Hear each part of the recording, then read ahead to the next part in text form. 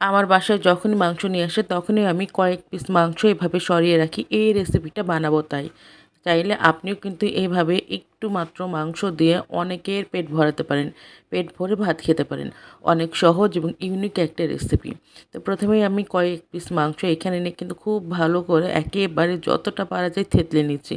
মনে করেন যদি কারোর উপর রাগ থাকে সেই রাগগুলো মাংসের উপর দেখালেই যথেষ্ট। একদিকে আপনার মাংসটাও যেমন একেবারে ব্লেন্ড হয়ে যাচ্ছে, অন্যদিকে দেখা যাচ্ছে যে না খুব সুন্দরভাবে রাগটাও মিটছে। তবে এক্ষেত্রে আপনি যদি চান ব্লেন্ডার ইউজ করতে পারেন, তবে আমি বলবো শিলপাটাতে বাটা অনেক ভালো। আর নিয়ে নিয়েছিলাম হাফ চা চামচ আস্ত ধনে আর আস্ত জিরে, সেটাও বেটে নিয়েছি। সাথে নিয়ে নিলাম কিছু এখানে কাঁচামরিচ, শুকনা মরিচ আর রসুনের কোয়া, আর স্বাদ মতো লবণ। কাঁচামরিচ, শুকনো মরিচ এটা কিন্তু একান্তই আপনি আপনার উপর ডিপেন্ড করে দেবেন কতটা ঝাল খান। এখানে কালারের জন্য দিয়ে দিয়েছি। সাথে আমি সামান্য একটু হলুদ। আর ওই যে কিছু সংরক্ষণ করে রেখেছিলাম আমি কাঁঠালের সিজনে কাঁঠালের বিচি, সেটা দিয়ে কিন্তু এখন খুব ভালোভাবে নেড়ে চেড়ে মাখিয়ে নিচ্ছি। বলতে পারেন যে এটা তো বাটিতেও করতে পারে, প্লেটেও করতে পারে, তবে না, আমার কাছে কেন জানি মনে হয় যে শিলপাটায় বেটে শিলপাটাতে মাখামাখি করলে বেশি স্বাদ হবে। এখন সব কিছু একটা কড়াইয়ে দিয়ে সামান্য একটু পানি দিয়ে, অর্থাৎ যতটুকু পানি আপনার মনে হবে যে এগুলো সিদ্ধ করতে হবে, ঠিক ততটুকুই পানি দিয়ে আপনি ঢাকনা দিয়ে একেবারে লো হিটে আস্তে আস্তে বসিয়ে রাখবেন। 20 থেকে 25 মিনিটের ভিতরেই কিন্তু আপনি দেখবেন যে সবগুলো একেবারে সিদ্ধ হয়ে সফট হয়ে গেছে। আপনি এক্ষেত্রে একটা সুবিধা হলো চুলাতে এটা বসাই দিয়ে আপনি ইচ্ছা মতো অন্যান্য কাজ করতে পারবেন। আর শেষে নামানোর আগে সামান্য একটু সরিষার তেল দিয়েছি। এই যে 2 টেবিল চামচ পরিমাণ হবে তেল। তেল যে খুব বেশি আসলে দিয়েছি তা কিন্তু না।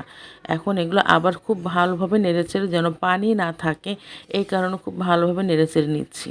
চেষ্টা করবেন যেন একেবারে পানি না থাকে, একেবারে শুকনা করে নেওয়া। তো শুকনা হয়ে গেলে ঠান্ডা হওয়ার পালা, ঠান্ডা করতে দেবেন। এরপরে আপনি শিলপাটায় একটু বেটে নেবেন। তবে যাদের কাছে মনে হবে যে না শিলপাটায় বাটতে কষ্ট লাগছে, তারা অবশ্যই কিন্তু এখানে ব্লেন্ডার ইউজ করবেন। তো ব্লেন্ডারে থেকে আমার কাছে যে কোনো ভর্তা আসলে শিলপাটাতে বেশি মজা লাগে। আমি এখানে কষ্ট করে হলেও শিলপাটাতে বেটে নিয়েছি। এখানে কিন্তু মাংস যেমন সফট হয়ে গেছে, যেহেতু আগে থেকে থেতলে নিয়েছিলাম, ওই যে রাগগুলো ঝেড়েছিলাম। আর সাথে কিন্তু এইখানে আপনার কাঁঠালের বিচি যেটা দিয়েছিলাম সেটাও খুব ভালোভাবে কিন্তু একেবারে গলে গেছে। তাই আমার বাটতে কিন্তু খুব একটা কষ্ট হচ্ছে না। এইভাবে কিন্তু সব কিছু এখন একেবারেই আমার বাটা শেষ। আমার এখানে সব কিছু এখন বাটা শেষ। এখন এই তো যত পারি মিশামিশির পালা। সবগুলো এখানে তুলে নিলাম। তারপরে এখানে 2টা ছোট ছোট পেঁয়াজ, খুব ছোট না মিডিয়াম সাইজের পেঁয়াজ নিয়ে একটু আদা ভাঙ্গ করে এখানে বেটে নিব। একেবারেই মনে রাখবেন যে এখানে কিন্তু সে মশলা বাটার মতো চিকন করবেন না। একটু আধা ভাঙা যেমনটা দাঁতের নিচে পড়ে বা আমরা যেভাবে অন্যান্য ভর্তাগুলোতে খাই, ঠিক সেইভাবে আপনি এখানে এটা করবেন। আমার তো বাটাবাটির পর্ব শেষ। এখন হচ্ছে ভর্তা মাখানোর পালা। আমার কাছে মনে হয় একেকজনের হাতে আসলে জাদু আছে।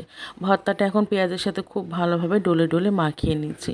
এক্ষেত্রে আপনি যদি ইচ্ছা করেন তাহলে করে এর সাথে শুকনা মরিচ আগে থেকে সুন্দরভাবে ভেঙে চুরে দিতে পারেন। আমার কাছে যেহেতু রেডি চিলি ফ্লেক্স ছিল তাই আমি এটা পরে দিয়েছি। আর সাথে একটু এখানে ধনেপাতা, আর হ্যাঁ, সরিষার তেল তো দিলাম, সেটা সবাই দেখলেন। সব কিছু মিলিয়ে এখন খুব ভালোভাবে মাখিয়ে নিলে ভর্তা রেডি।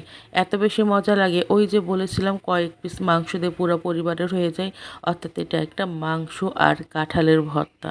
অসম্ভব মজাদার। এটা দিয়ে গরম গরম ভাত আপনি বেশ পেট ভরে খেতে পারেন। এই যে দেখেন আমার এখানে কতগুলো হয়েছে। তো সবাই ভালো থাকবেন। আল্লাহ হাফেজ। আজকে এই পর্যন্ত। আসসালামু আলাইকুম।